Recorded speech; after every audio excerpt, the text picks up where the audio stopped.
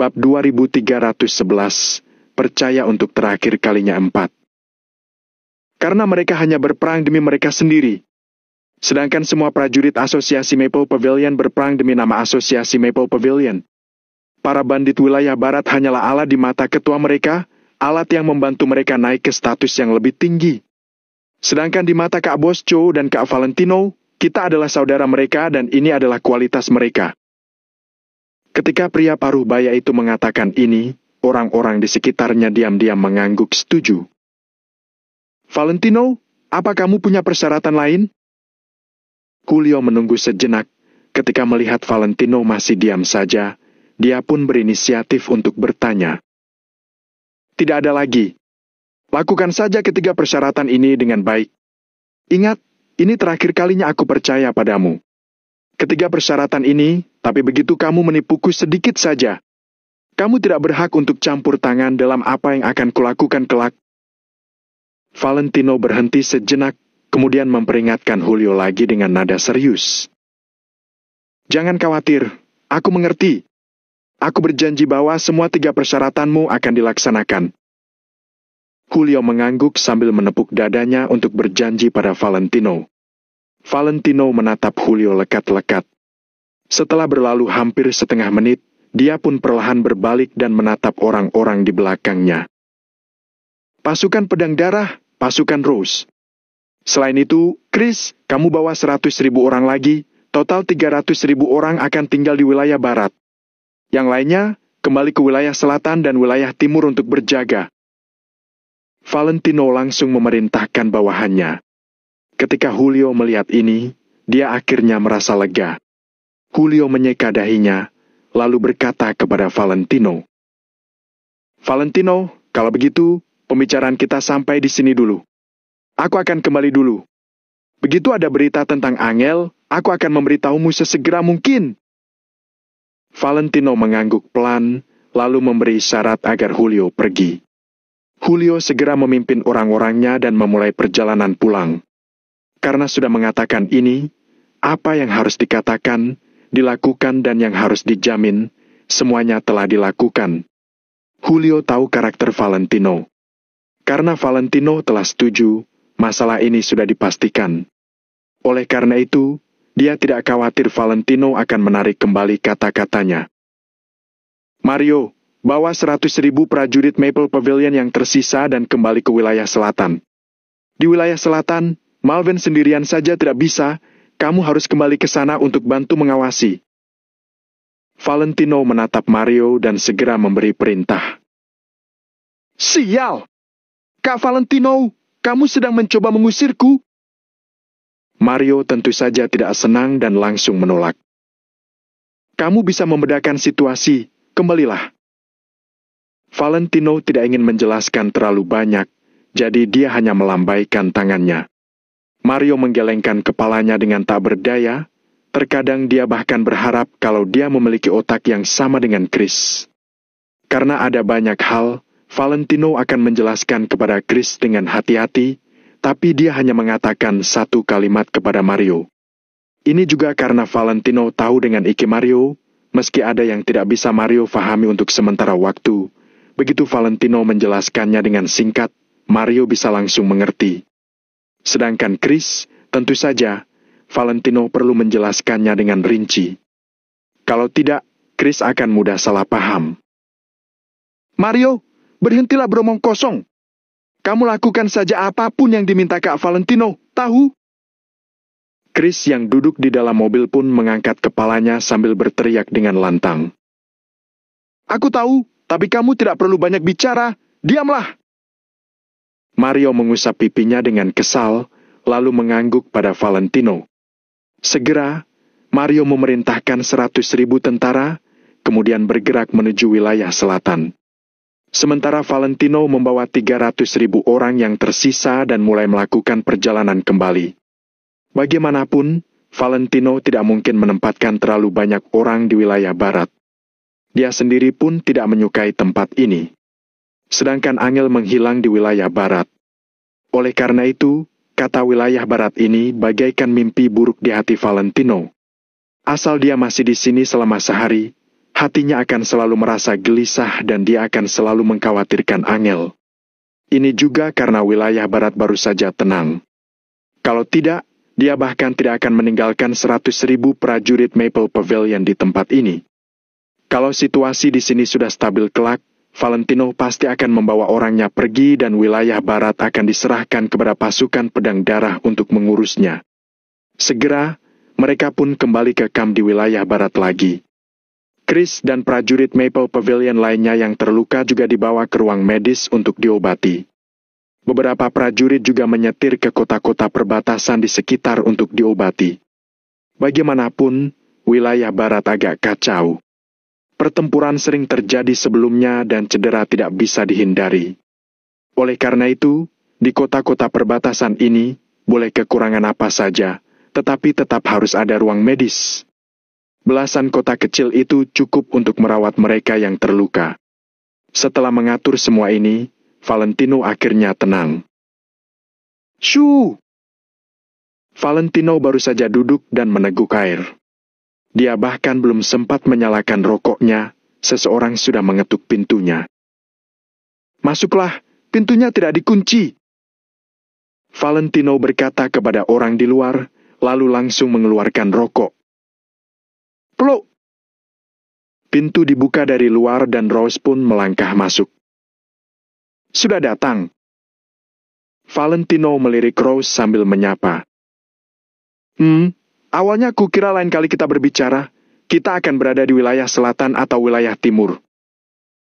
Rose berhenti sejenak, lalu berinisiatif untuk duduk di kursi. Aku bukan hanya karena dihentikan oleh Pak Julio, tapi karena Bibi Ruby meneleponku dan mengatakan bahwa Master Sunowo mungkin akan segera pergi ke tempat mereka, jadi dia memintaku untuk bersiap. Valentino menyalakan rokok, lalu mengisapnya. Omong-omong, mengenai Master Sunowo ini, aku tidak menyangka dia sangat terkenal. Rose mengangguk, kemudian berkata sambil menghela napas. Apa maksudmu? Ketika mendengar ucapan Rose, Valentino sontak tertegun. Dia pun bertanya dengan agak ragu. Setelah kita kembali dari tempat Bibi Ruby, bukankah aku meminta seseorang untuk menyelidiki Master Sunowo? Meski tidak berhasil menemukan orangnya, aku mendengar banyak hal tentang dia. Singkatnya, banyak orang yang memujinya. Bahkan ada banyak tentara bayaran. Ketika pertama kali melihat Master Sunowo, mereka memakinya keledai botak dan penipu. Tapi setelah Master Sunowo memberi bimbingan beberapa kali, sebenarnya ada banyak dari mereka yang bertobat. Ini sungguh luar biasa. Kupikir Master Sunowo ini seharusnya adalah seorang orang suci. Sebelum ibuku meninggal, dia juga suka berdoa. Tapi dalam ingatanku, orang suci yang dia kenal itu sebenarnya...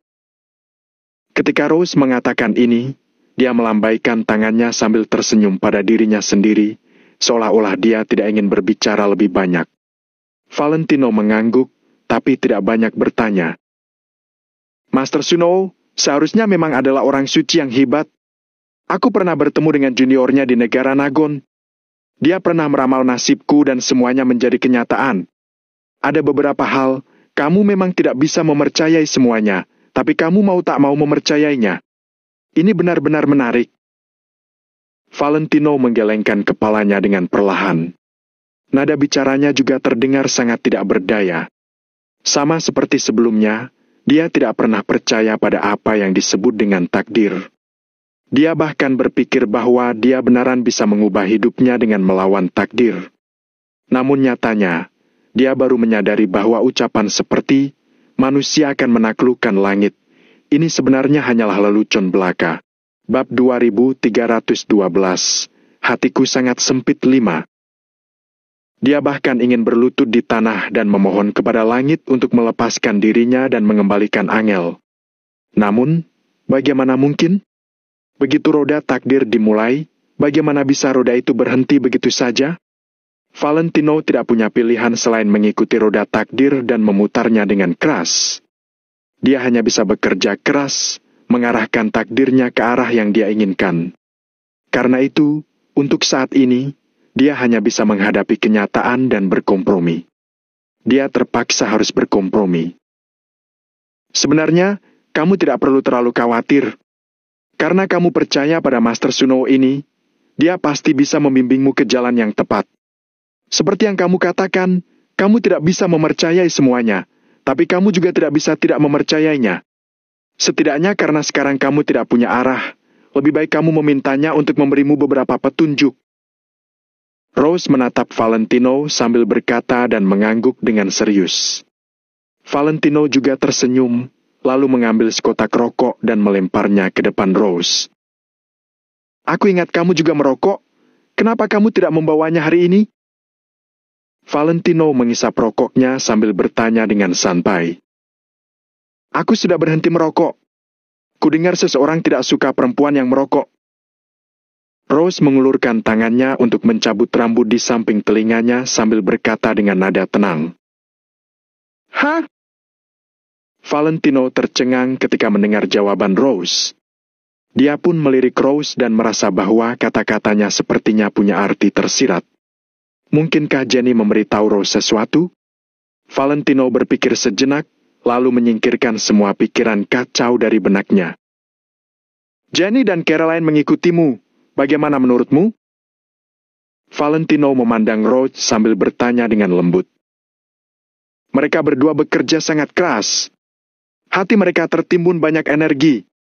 Mereka berdua terus mengganggu Jasmine, memintanya mengajari mereka teknik penyamaran sederhana dan kemampuan akting.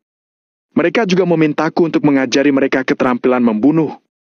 Tapi aku belum setuju, aku tidak tahu apa pendapatmu yang sebenarnya. Rose menggelengkan kepalanya sembari menatap Valentino. Setelah jalan ini sungguh dilalui, mereka akan sulit untuk kembali. Ada beberapa jalan yang tidak memiliki jalan keluar. Caroline dan Jenny awalnya adalah gadis riang yang hidup di bawah perlindungan Valentino. Sedangkan pada saat ini, mereka mau keluar dari perlindungan itu dan ingin memiliki kekuatan mereka sendiri. Akan tetapi, jalan ini, begitu mereka menginjakkan kaki di atasnya, bagaimana mereka bisa melepaskannya dengan mudah? Sebab dan akibat. Sebab dan akibat sangat sulit dijelaskan dengan jelas. Itu adalah pilihan mereka dan aku tidak mau ikut campur. Kalau memaksa mereka terlalu keras, itu hanya akan menjadi bumerang. Jadi, biarlah. Ajari mereka apapun yang ingin mereka pelajari. Kalau mereka sudah merasa lelah, mereka akan berhenti. Kalau mereka mau bertahan, mungkin itu merupakan takdir mereka. Valentino melambaikan tangannya dengan pelan, lalu menekan puntung rokok di asbak dengan lembut. Oke, aku mengerti. Rose pun mengangguk, dia terlihat sangat patuh. Omong-omong, karena kita masih berada di wilayah barat, janji sebelumnya harus dipenuhi. Menurutmu, kamu ingin berkembang di wilayah barat atau di puluhan kota sekitarnya? Terserah mau dimanapun boleh. Valentino mengambil cangkir teh dan menyesapnya, lalu berinisiatif untuk mengungkit masalah ini. Di mana saja? Rose menatap Valentino, lalu bertanya setelah jeda sejenak. Tentu saja, kamu bisa memilih tempat manapun. Selama asosiasi Maple Pavilion ada di sini, tidak akan ada yang berani memprovokasi kalian. Valentino melambaikan tangannya, nada bicaranya terdengar sangat percaya diri. Kalau begitu, aku akan tinggal di sini. Di sini bisa lebih dekat denganmu. Rose terdiam selama beberapa saat, lalu tiba-tiba menatap Valentino sambil berkata. Pada saat ini, keduanya saling memandang dan terdiam pada saat bersamaan. Kemudian, Valentino melihat sesuatu yang istimewa di sorot mata Rose. Setelah beberapa saat, Valentino perlahan menarik kembali pandangannya. Ekspresinya kembali menjadi acuh tak acuh lagi. Dia telah berteman dengan Rose lumayan lama. Selama ini, apa yang Rose lakukan, setiap kata dan perbuatannya, Valentino juga melihatnya.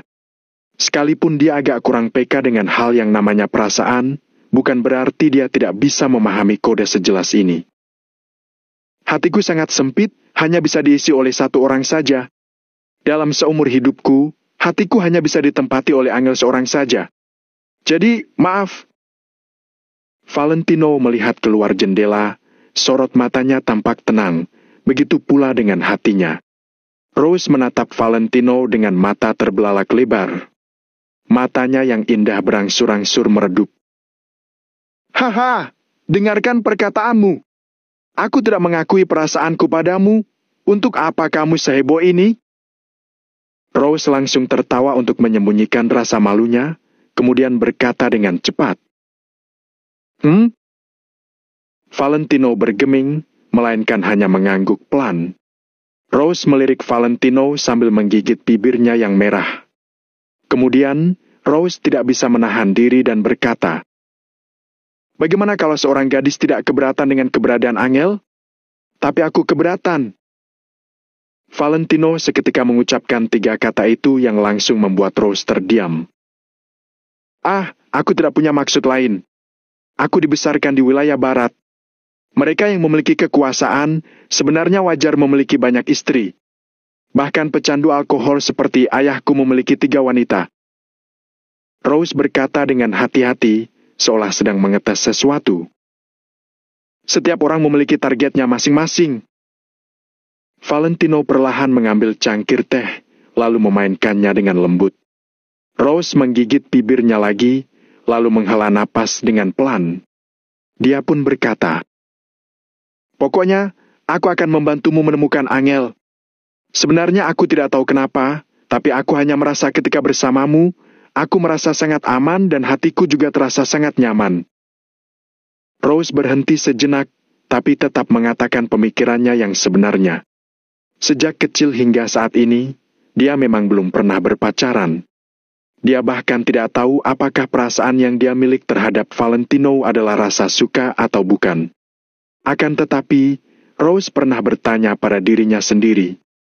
Ketika dia bersama Valentino, walau tidak berbicara dan hanya duduk diam bersama, itu tetap membuatnya merasa sangat nyaman. Dia menyukai perasaan seperti ini. "Mungkin kamu menganggapku sebagai saudara." Valentino berhenti sesaat, lalu berkata sambil bercanda. Rose tertegun sejenak. Untuk sesaat, perasaan sedih yang tidak dapat dijelaskan melonjak dari dalam hatinya. Selama beberapa waktu ini, Rose telah banyak berubah. Baik itu mentalitasnya, sikapnya, atau bahkan caranya ketika melakukan sesuatu, semuanya mengalami perubahan yang besar. Sebelumnya, Rose bahkan belum pernah menyadarinya. Ketika dia akhirnya sadar, dia tahu bahwa perubahannya semua karena Valentino. Dia juga ingin mencoba berjuang keluar. Bagaimanapun juga, Valentino sudah memiliki keluarga. Bahkan Angel sudah mengandung anaknya Valentino. Namun, perasaan tidak sesederhana itu. Kalau suka, ya suka. Bagaimana kamu bisa melupakannya dengan mudah? Itu sebabnya Rose mengumpulkan keberanian untuk curhat kepada lawan jenis untuk pertama kalinya setelah lebih dari 20 tahun. "Rose, lihat aku." Tiba-tiba, Valentino menoleh dengan perlahan. Dia pun menatap Rose sembari berkata, "Hah?" Rose tertegun selama sesaat, tapi memaksakan dirinya untuk mendongak dan menatap Valentino. Bab 2313, Rindu Anam. Namun, sesaat kemudian, jantung Rose pun berdebar kencang. Dia segera mengalihkan pandangannya ke samping. "Sebenarnya kamu tidak menyukaiku. Kamu hanya menyukai perasaan di mana kamu bisa bergantung pada orang lain. Katamu, selama masa kecilmu, kamu hidup dalam bayang-bayang ayahmu. Itu sebabnya kamu membenci pria. Sebenarnya kamu hanya kurang kasih sayang seorang ayah, makanya kamu suka dengan perasaan bisa bergantung pada orang lain. Itu bukan cinta ataupun suka. Apa kamu mengerti maksudku?" Valentino menatap Rose sembari berkata dengan nada serius. Aku mengerti." Rose menundukkan kepalanya, lalu mengangguk pelan sembari bergumam. Valentino melirik Rose, mulutnya bergerak, tapi dia tidak berkata apa-apa lagi.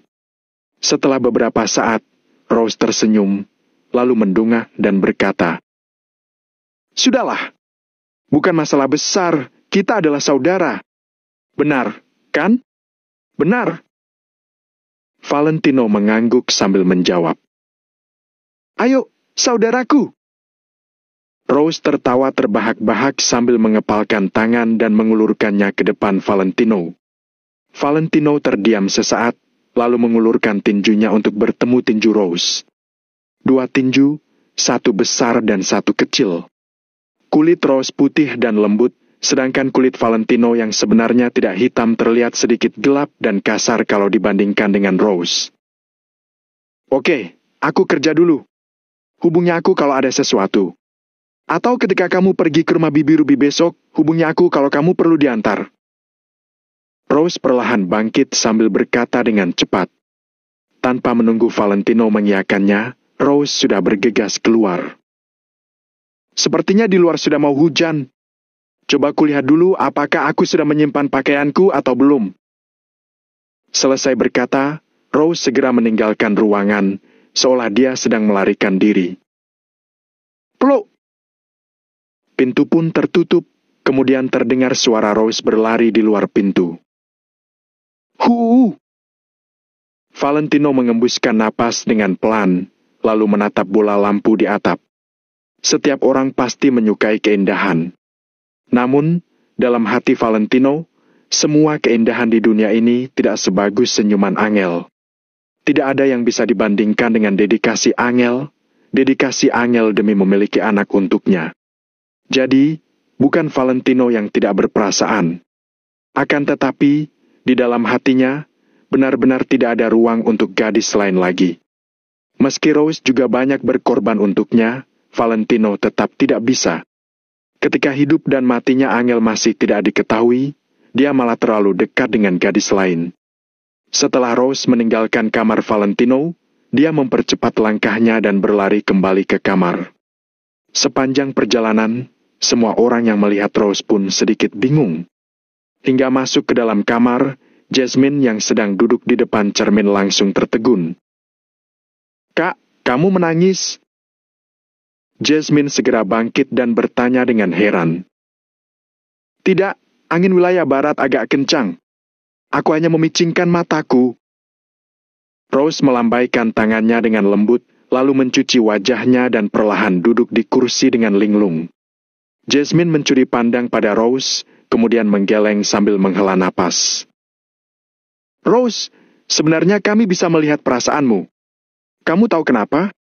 Karena di antara semua anggota pasukan Rose, hanya kamu yang belum pernah jatuh cinta.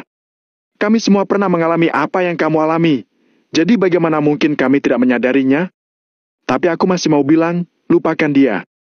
Dia bukan tipemu. Jasmine menggeleng sambil menghela napas, kemudian berjalan ke arah Rose dan duduk di sampingnya. Aku tidak punya maksud lain. Aku hanya mau tinggal di sisinya sampai Angel kembali. Rose berhenti sesaat, tapi tetap mengatakan isi hatinya yang sebenarnya. Tapi mungkin dia tidak butuh kamu menemaninya. Sebelum aku bertemu dengannya, aku tidak pernah percaya bahwa ada pria seperti itu di dunia. Di tengah malam, di hadapan wanita cantik yang datang ke pintunya, dia malah acuh tak acuh. Dia tetap menjaga dirinya ketika di luar demi istrinya. Ini benar-benar luar biasa. Tetapi ketika aku melihat bahwa demi Angel, dia memanggil pasukan sebanyak 360.000 orang untuk berperang melawan wilayah barat. Aku mau tak mau harus mempercayainya. Ternyata cinta sungguh bisa semulia itu. 2 orang yang benar-benar saling mencintai sungguh bisa mengabaikan segalanya. Jadi, sebagai orang yang pernah mengalaminya, aku juga mau memberitahumu bahwa kamu pasti tidak akan bisa mendapatkan cinta Valentino. Yang bisa kita lakukan hanya merasa iri, jangan berkhayal tentang hal lain. Setidaknya, kurasa aku tidak layak untuknya. Jasmine menertawakan dirinya sendiri, lalu kembali duduk di depan cermin rias dan menepuk toner ke wajahnya. Ya, tidak layak untuknya. Rose juga menertawakan dirinya sendiri. Dia berbaring di tempat tidur, lalu menatap langit-langit dengan linglung. Keesokan harinya, di wilayah barat, setelah Valentino memberikan beberapa perintah, dia pergi ke tempat Ruby sendirian. Meski Master Sunowo belum datang, Valentino tidak memiliki hal mendesak untuk ditangani sekarang. Jadi Valentino berencana untuk pergi ke sana dulu untuk menunggunya. Bagaimanapun, dia belum pernah bertemu Master Sunowo sebelumnya, jadi dia tidak bisa membiarkan Master Sunowo menunggunya. Oleh karena itu, setelah Valentino memberi beberapa perintah mengenai hal wilayah barat pagi-pagi sekali, dia pun mengemudi sendirian dan pergi ke tempat Ruby berada. Cuaca hari ini sangat bagus. Langitnya cerah, tidak terlalu panas dan tidak terlalu dingin. Ketika datang ke daerah petani lagi, Valentino tidak bisa menahan diri untuk memperlambat laju mobilnya. Ketika dia datang kemari terakhir kali, itu sudah malam. Jadi dia hanya bisa melihat sebagian kecil saja. Saat ini, matahari sedang bersinar terang dan cuaca yang cerah. Valentino bisa langsung melihat kejauhan. Jalan di pedesaan ini tidak luas, bahkan sedikit sempit dan hanya bisa dilalui satu mobil dan satu motor listrik. Kalau ada dua mobil yang melaju berlawanan arah, mereka tidak bisa berpapasan. Namun, tidak banyak orang di pedesaan ini yang mampu membeli mobil. Kalau mereka memiliki uang sebanyak itu, mereka tidak akan tinggal di tempat seperti ini lagi. Di kejauhan, lahan pertanian dipenuhi dengan tanaman hijau. Dengan hembusan angin, tanaman hijau itu pun terus bergoyang. Ini terlihat seperti ombak warna hijau. Angin sepoi-sepoi bertiup dan matahari bersinar, membuat orang-orang merasa tenang. Sedangkan rumah sederhana itu juga membuat hati Valentino tenang untuk sementara waktu. Selama ini, saraf Valentino telah dalam keadaan tegang dan saat ini, dia benar-benar merasa sangat rileks. Kelak, aku dan Angel mau tinggal di tempat seperti ini. Jauh dari hiruk-pikuk kota, hiruk-pikuk kawasan pusat kota dan jauh dari polusi. Valentino melihat pemandangan yang ada di kejauhan sambil bergumam pada dirinya sendiri. Dia selalu mendambakan kehidupan seperti ini. Kalau tinggal di pedesaan, bahkan apa yang dia makan pun adalah sayuran yang organik. Tapi, sebaiknya ketemu kamu dulu. Sebenarnya, bersamamu adalah hal yang paling penting. Meski pada saat itu hidup kita sangat sulit ketika di kota Vero, bukankah kita berhasil melewatinya bersama? Bahkan dalam 3 tahun itu, aku adalah sampah yang tidak berguna di mata orang lain. Bukankah kamu tidak pergi dari sisiku? Kenapa kamu malah pergi ketika kita sudah memiliki kehidupan yang baik? Bab 2314, Simbol Status 7. Sambil bergumam, Valentino pun perlahan menginjak pedal gas. Segera, dia sudah mau sampai di tempat tinggal Ruby. Terakhir kali dia datang kemari, sudah hampir tengah malam. Jadi banyak yang sudah beristirahat. Saat ini masih siang hari, jadi ada banyak orang berada di ladang tani. Bahkan ada yang mengobrol dalam kelompok 3 atau 5 orang dan ada yang bermain kartu bersama. Ketika melihat satu unit mobil pikap tentara sedang melaju, semua orang pun tercengang dan berdiri dengan sedikit ragu. Pada saat yang sama, mereka juga sedikit gugup. Bagaimanapun, mereka tinggal di tempat seperti ini dan tahu bagaimana kondisi lingkungan sekitarnya. Tempat ini adalah wilayahnya tentara bayaran. Sedangkan kelompok tentara bayaran yang kuat selalu mengendarai mobil seperti ini. Bagaimana mungkin mereka tidak tahu mobil itu? Oleh karena itu, begitu melihat mobil ini datang, banyak yang merasa sangat gugup. Sebab, mereka berada di tingkat yang paling bawah. Mereka harus bekerja setiap harinya, lalu menggunakan hasil kerja mereka dan menjualnya di kota-kota kecil agar bisa membeli beberapa kebutuhan hidup. Mereka juga tidak punya pilihan. Bagaimanapun, mereka telah tinggal di sini sejak kecil. Mereka tidak memiliki kewarganegaraan negara manapun dan mereka tidak akan diterima dimanapun. Mereka bahkan tidak tahu apa itu KTP. Di sini biasanya penduduknya adalah imigran gelap. Valentino pun mengemudi perlahan, terus melaju ke rumah Ruby. Saat ini, Ruby juga sedang berdiri di luar pintu sambil mengobrol dengan beberapa wanita sebaya. Apakah Master Sunowo benar-benar akan datang? Ruby bertanya dengan lembut, sorot matanya penuh dengan antisipasi. Iya, kudengar dari temanku, katanya Master Sunowo telah mendatangi mereka beberapa hari yang lalu. Berdasarkan kebiasaan Master Sunowo, seharusnya dia akan segera sampai di tempat kita, kan? Itu juga tidak pasti. Karena Master Sunowo biasanya lebih santai dalam melakukan sesuatu. Dia bilang kalau semuanya harus sesuai judulnya. Tidak ada yang tahu selanjutnya dia akan pergi kemana. Semuanya sedang membicarakan hal ini. Tampaknya mereka sangat menantikannya. "Hei, Ruby, kamu masih berani berdoa? Bukankah suamimu sudah lama membuang semua barang untuk berdoamu?" Seorang wanita tersenyum sambil menatap Ruby dengan tatapan jijik. Mendengar ini, beberapa wanita di sekitarnya pun tertawa. Ketika Ruby mendengar ini, dia seketika tersipu malu. Lagi pula, hal semacam ini terjadi di tempat seperti ini, pasti sudah diketahui banyak orang. Area pertanian ini tidak terlalu luas dan tidak banyak penduduk yang tinggal di sini.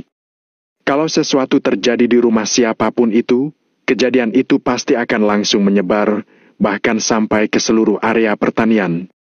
Oleh karena itu, masalah internal keluarga Ruby tentu saja segera diketahui oleh semua orang. Semua orang tahu pecandu alkohol di keluarga Ruby. Suaminya hanya tahu minum bir dan bermain kartu. Ketika sudah tidak punya uang, dia akan meminta kepada Ruby. Bagaimanapun, Ruby rela bekerja keras. Karena tidak memiliki kemampuan, dia hanya bisa tinggal di rumah dan terus mencari uang untuk pecandu alkohol itu.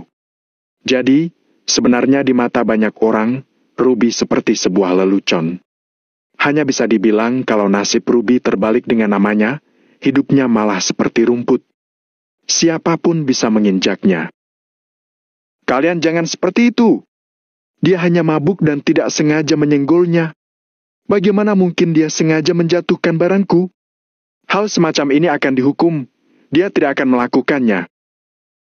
Ruby buru-buru melambaikan tangannya, masih berusaha membela suaminya.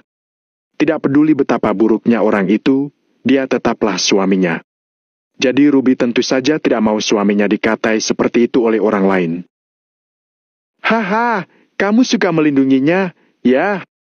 Omong-omong, kenapa aku tidak melihatnya beberapa hari ini? Di mana dia?"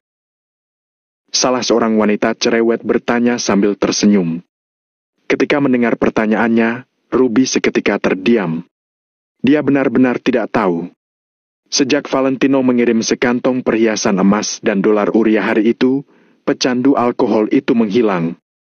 Sepertinya dia pergi ke suatu tempat untuk berjudi dan minum bir dengan uang itu. Pokoknya, orang itu pasti tidak akan melakukan sesuatu yang baik. Ruby tidak mau mengurusnya karena dia sama sekali tidak bisa mengurusnya. Kalau dia salah bertindak, dia hanya akan dipukuli. "Ruby, kurasa sebaiknya kamu menikah lagi saja. Masih ada cukup banyak pria lajang di area danau pertanian kita. Hahaha." Wanita itu berkata seolah-olah itu demi kebaikan Ruby. Tetapi pada kenyataannya, siapapun bisa menyadari sarkasme dalam nadanya. "Hahaha." Semua orang tertawa terbahak-bahak lagi, sedangkan Ruby menjadi sebuah lelucon. "Omong-omong, Ruby, siapa yang kamu telepon dengan ponselku kemarin? Aku mendengar suara seorang pria di ujung sana. Jangan-jangan..." Wanita berpakaian modis yang berdiri di sebelah kiri Ruby bertanya dengan sikap ingin bergosip.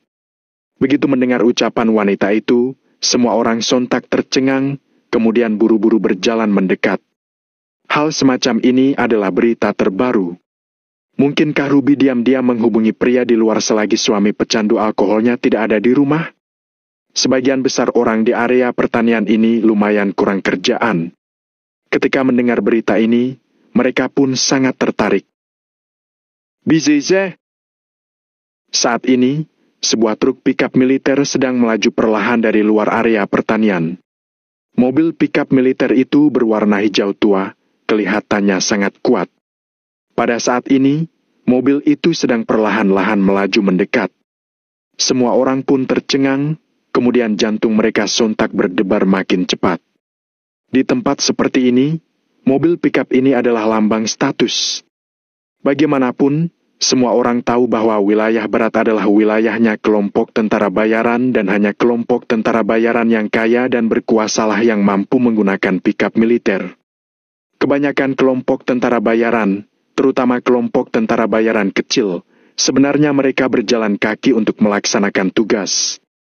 Tak lama kemudian, kendaraan itu berhenti dan seorang pemuda pun turun. "Hei!" Ketika Ruby melihat pemuda itu, dia langsung merasa sangat gembira. Raut wajahnya tampak sangat senang. Beberapa wanita di samping Ruby juga menyadari ekspresi Ruby. Mereka pun langsung berbisik untuk membicarakan hal ini. Mungkinkah pemuda ini adalah suami mudanya Ruby? Sepertinya pemuda ini terlalu muda. Bibi Ruby, apa yang Bibi lakukan di sini? Valentino maju selangkah sambil memegang dua kotak yang indah. Dia pun tersenyum samar kepada Ruby. Aku sedang mengobrol dengan mereka di sini. Ruby tertegun sejenak, lalu berjalan dengan kepala terangkat tinggi. Dalam hatinya, dia merasa cukup bangga. Sedangkan semuanya agak tertegun. Apa orang itu sungguh datang kemari untuk mengunjungi Ruby? Tak disangka. Mendengar pemuda ini memanggil Ruby Bibi Ruby, mungkinkah pemuda ini adalah kerabat Ruby? Akan tetapi, mereka telah menjadi tetangga Ruby selama ini dan mereka belum pernah mendengar bahwa Ruby punya kerabat di luar. Apalagi kerabat seperti ini, kerabat yang bisa mengendarai truk pickup militer. Bibi Ruby, mari kita bicara di dalam. Valentino sepertinya sangat dekat dengan Ruby. Dia langsung tersenyum pada Ruby. Oke, ayo masuk ke dalam rumah. Ruby segera meraih tangan Valentino, seperti seorang ibu yang menarik anak kecil. Orang-orang di sekitarnya seketika terdiam, kemudian mundur beberapa langkah untuk menyingkir. Saat ini, mereka tidak tahu apa yang benar dan apa yang bohong. Selain itu, mereka juga tidak mengetahui identitas Valentino, jadi mereka hanya bisa bersikap patuh untuk saat ini. Melihat Ruby dan Valentino berjalan masuk ke rumah, semua orang merasa agak bingung. Gila! Apa Ruby sungguh mengenal seseorang dari kelompok tentara bayaran? Bab 2315, sudah datang, 8. Sepertinya tidak mungkin. Selama ini, aku belum pernah melihat siapapun dari kelompok tentara bayaran datang untuk mengunjungi mereka. Benar, apa kalian ingat terakhir kalinya? Suaminya itu memprovokasi orang lain dan dikejar sampai ke dalam rumah dan dipukuli. Saat itu, Ruby juga dipukul beberapa kali karena ingin melindunginya. Kenapa saat itu kita tidak melihat kerabatnya itu datang kemari? Cih, dia bisa punya kerabat apa? Menurutku, pemuda itu entah muncul dari mana. Sambil melihat keduanya berjalan masuk rumah, mereka pun membicarakan hal ini selama beberapa saat. Mereka benar-benar tidak mau menerima hal ini. Sebab, di tempat semiskin apapun itu, orang akan suka saling membandingkan. Sama seperti tempat ini. Meski mereka semua tidak terlalu kaya, pasti tetap ada levelnya. Dulu, keluarga Ruby adalah level yang paling bawah. Tidak hanya itu, tetapi juga karena Ruby tidak memiliki keturunan. Di tempat seperti ini yang tidak memiliki hukum dan aturan, apa yang mereka lihat? Tinju. Seperti Ruby yang hanya ada 2 orang di keluarganya dan suaminya juga sering tidak ada di rumah. Sedangkan tetangga lainnya, masing-masing memiliki 1 atau 2 putra. Itulah pria. Jika ada konflik antara 2 keluarga, pasti makin banyak anggota keluarga yang dimiliki, akan makin hebat.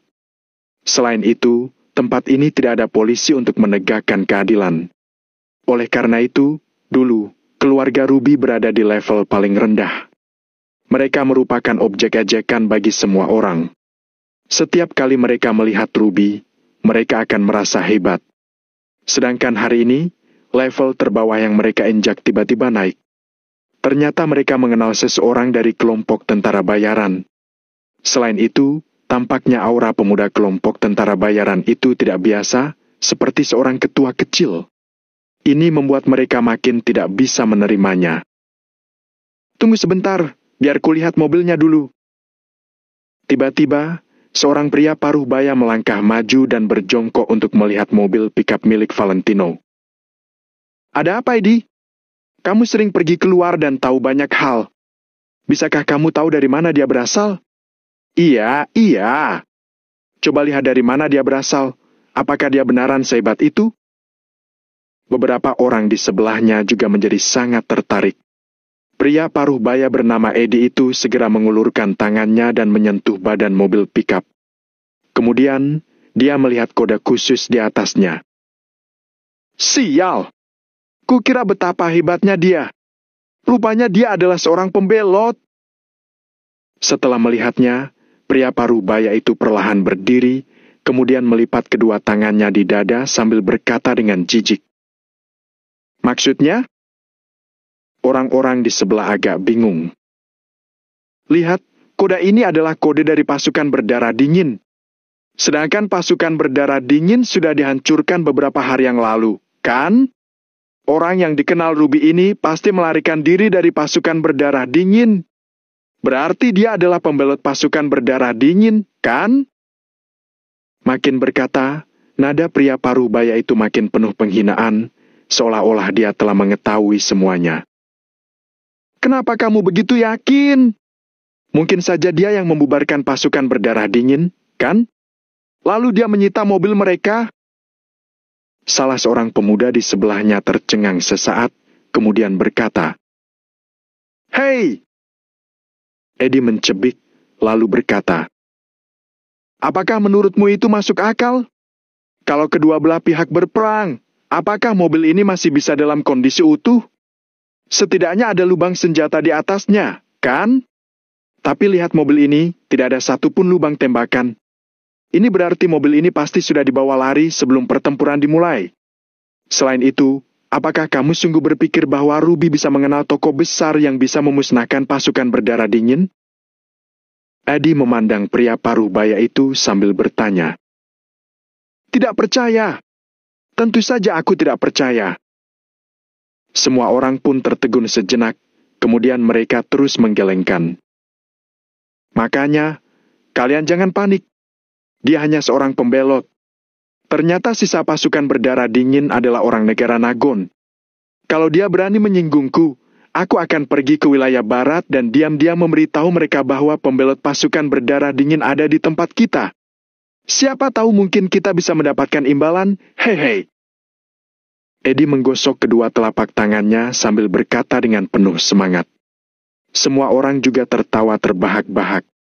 Ekspresi menghina pun kembali muncul di wajah mereka.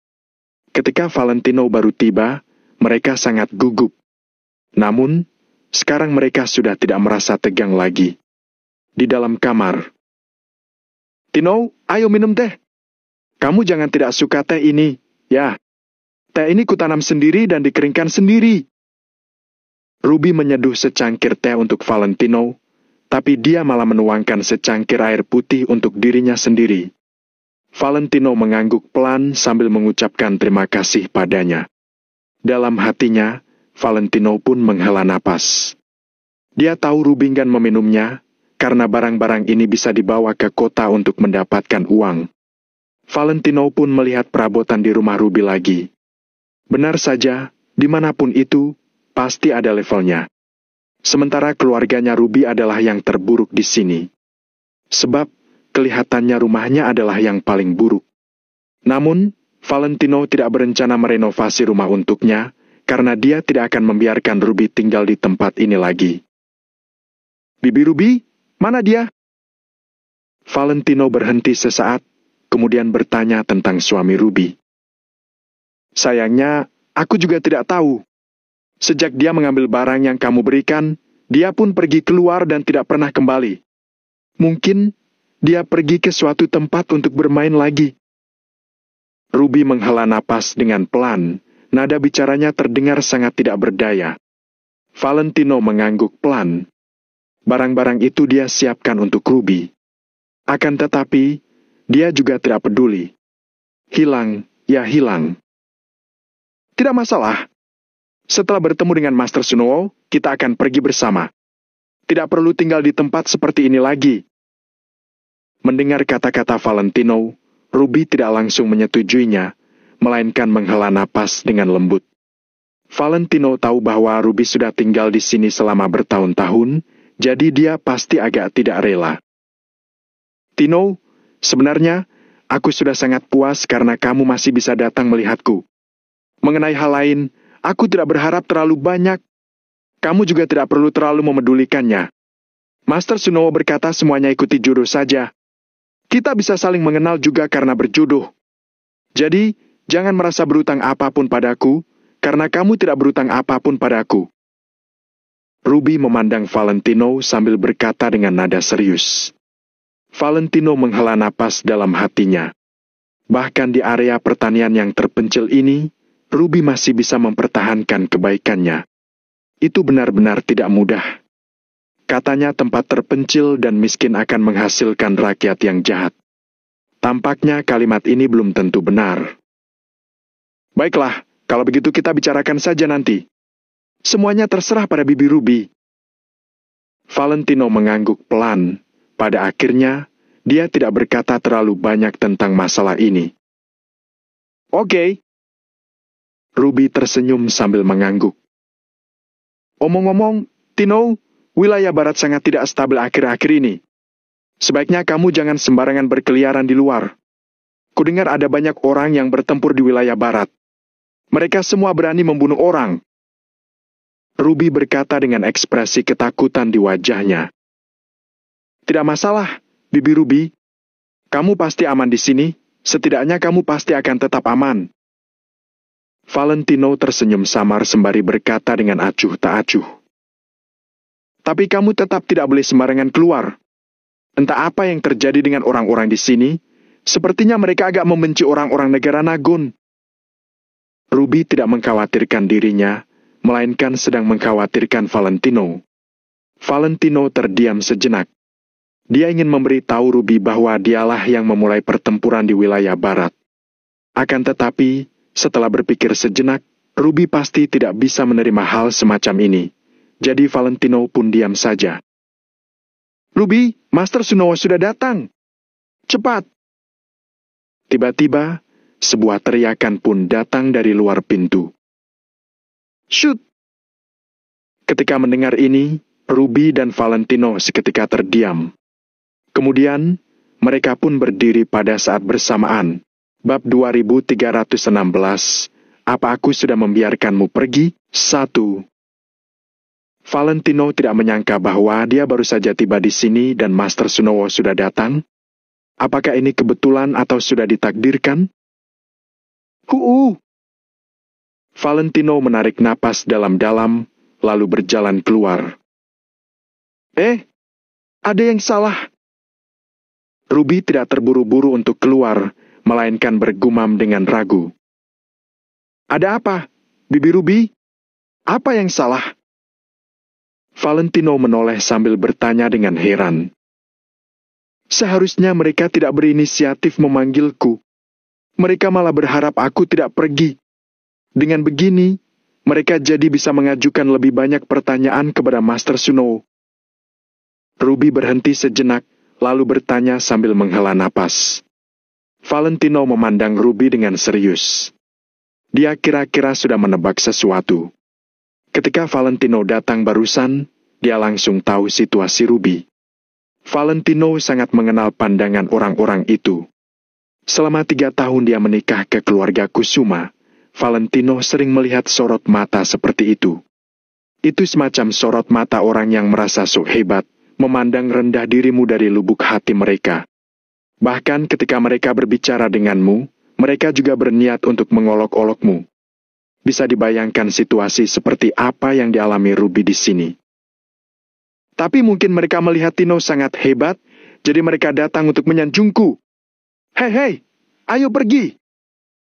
Setelah dipikir-pikir, Ruby pun tiba-tiba tertawa lagi. Raut wajahnya tampak sangat puas. Dia sangat gembira, seolah-olah putranya akhirnya sukses. Bibi Ruby, apapun yang terjadi di masa lalu, kedepannya biarkan aku melindungimu. Asal Bibi tidak keberatan, maka aku akan menjadi putramu. Valentino meraih telapak tangan Ruby yang kasar sambil berkata dari lubuk hatinya. Bocah konyol, bagaimana mungkin aku keberatan? Ruby segera menggenggam telapak tangan Valentino sambil berkata, Aku selalu memperlakukanmu sebagai putraku. Ruby, apa yang kamu lakukan di rumah? Nanti Master Sunowo sudah mau pergi. Teriakan lain datang lagi dari luar pintu. Ya, sebentar. Ruby segera menjawab, kemudian berjalan keluar bersama Valentino. Namun, setelah membuka pintu, keduanya sontak tercengang. Sebab, Pada saat ini, ada begitu banyak orang yang berdiri di luar rumah Ruby. Ada pria dan wanita, ada yang berusia parubaya dan muda-mudi. Ketika melihat Valentino dan Ruby berjalan keluar, mereka pun mencibir. Ekspresi mereka tampak penuh arti. Valentino langsung memicingkan matanya, tapi dia tidak buru-buru untuk berbicara. Dia ingin melihat apa yang ingin dilakukan orang-orang picik ini. Kalian! Ruby memandang kerumunan dengan heran, lalu bertanya dengan lembut. Ruby, kenapa kamu lama sekali baru keluar? Apa yang kalian lakukan di dalam rumah? Seorang wanita dengan bibir tipis bertanya sambil tersenyum. Sepertinya dia akan dipukuli sampai mati saat pecandu alkohol itu kembali. Haha! Sebelumnya aku kira Ruby adalah wanita yang bermoral. Wajah Ruby langsung memerah, kemudian dia pun berkata, "Jangan bicara omong kosong, dia adalah anakku. Kalian, apa yang kalian lakukan di sini? Kenapa kalian tidak pergi menemui Master Sunowo?" Mendengar pertanyaan Ruby, semua orang terdiam sejenak, lalu tertawa terbahak-bahak. Hahaha, tidak ada Master Sunowo, aku hanya bercanda denganmu. Betul. Kalaupun Master Sunowo benaran datang, apa kami akan datang memanggilmu? Kamu kira kamu sehebat apa? Hahaha, lucu sekali.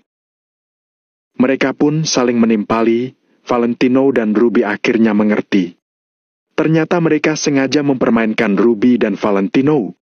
Valentino sontak memicingkan matanya dan hawa dingin melintas di matanya. Saat ini, orang yang paling ingin dia temui adalah Master Sunowo. Namun, orang-orang ini malah menggunakan masalah ini sebagai bahan tertawaan untuk mempermainkan Valentino dan Ruby. Ini sudah melanggar batas kesabaran Valentino. Perbuatan kalian itu salah. Bagaimana bisa kalian menggunakan nama Master Sunowo sebagai candaan? Ruby juga agak marah. Dia pun mengernyit sambil berkata kepada semua orang. Loh, kami mengolok-olokmu. Apa kamu kira kamu bisa mewakili Master Sunowo? Lucu sekali, aku hanya bercanda dengan kalian. Tidak apa-apa, kembalilah. Benar, sudah waktunya aku pulang untuk makan malam. Setelah bersenang-senang, aku mau pulang untuk makan malam. Haha. Belasan orang itu pun tertawa, lalu berbalik dan hendak pergi. Berhenti!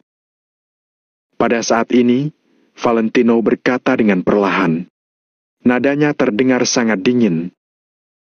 Hei, ada apa? Apa yang ingin kamu lakukan? Pria paruh baya bernama Eddie itu pun melirik Valentino dengan heran. Pemuda ini bodoh, ya? Selain para wanita, ada belasan pria kekar di pihak Eddie. Sikap Valentino yang angkuh ini, apakah dia ingin dipukuli? Apa aku sudah membiarkan kalian pergi? Valentino berjalan ke depan dengan pelan. Pandangannya tertuju pada puluhan orang itu.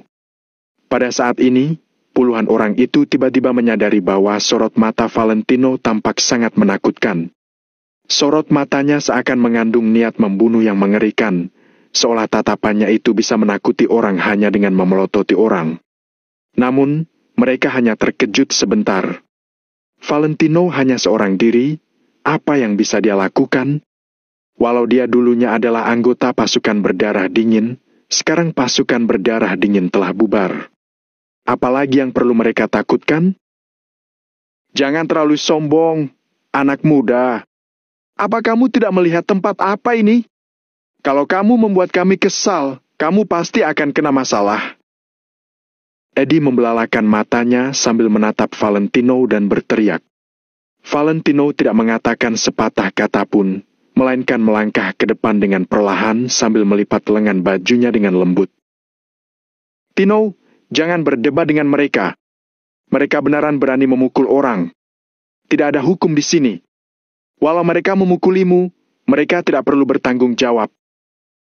Ruby mengulurkan tangannya untuk meraih Valentino, kemudian dia berbisik di telinga Valentino. Tidak perlu tanggung jawab? Itu lebih baik lagi.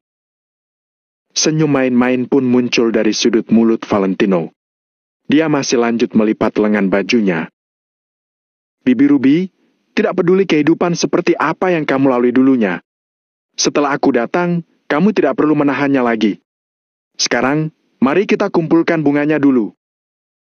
Setelah Valentino selesai berbicara, dia melepaskan telapak tangan Ruby dengan lembut, kemudian langsung berjalan ke depan Eddie. Baru saja, orang ini berteriak paling keras. Tentu saja Valentino ingin menghajarnya terlebih dahulu. Loh, bocah kecil, kurasa kamu sudah bosan hidup. Sudah kubilang, membunuhmu di sini juga sia-sia. Raut wajah Eddie penuh dengan penghinaan. Ketika melihat Valentino berjalan ke arahnya, dia sama sekali tidak menghindar. Plak! Begitu Eddie selesai bicara, Valentino pun maju 2 langkah. Kemudian, lengannya tiba-tiba terayun ke udara dan menampar pipi Eddie dengan keras. Suara tamparan yang tajam langsung terdengar ke telinga semua orang yang ada di sana. Sedangkan Eddie yang ditampar pun berputar 3 kali di tempatnya, kemudian terduduk di tanah dengan bunyi gedebuk. Saat ini, dia hanya merasa kepalanya sedang berdengung, seolah-olah kepalanya sudah mau meledak. Darah pun langsung mengalir dari kedua lubang hidung Eddie. Kondisinya terlihat sangat mengenaskan.